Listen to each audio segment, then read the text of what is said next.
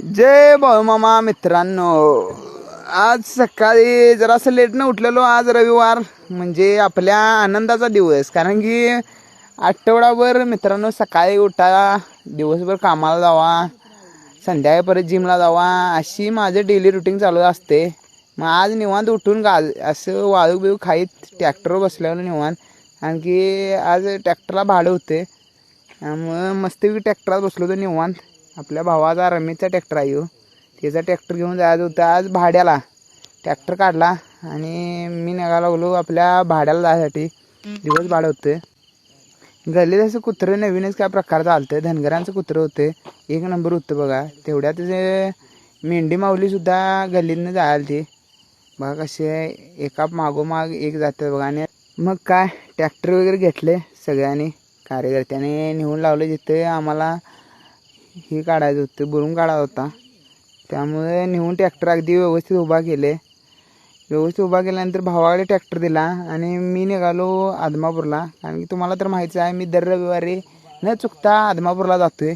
कारण की मामांच्यावर माझी अतिशय न तुम्हाला सांगता येणार नाही एवढी श्रद्धा आहे मित्रांनो माझी. कारण की मामाचं सेवक पण आहे मी, स्वयंसेवक. तिथं जाऊन मामांच्या तिथं दरबारामध्ये सेवा करण्याचं काम करतोय. मित्रांनो मला दरवेळी विचारत असतात, भावा तू कुठनं जातोयस आदमापूरला?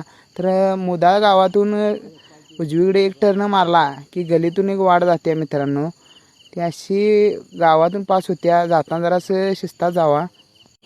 तिथून जायला काय रस्ता एक नंबर आहे, पण फोर व्हीलर तिने पास होत नाहीत. आडवी वगैरे आली की आपल्याला एक साईडला घ्यायला लागत्या. पण रस्ता एक नंबर आहे, जायला खरंच भारी वाटते.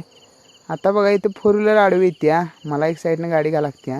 तरी पण आपण आलो बघा आता बरोबर आपल्या उड्डाणपुलाच्या खाली.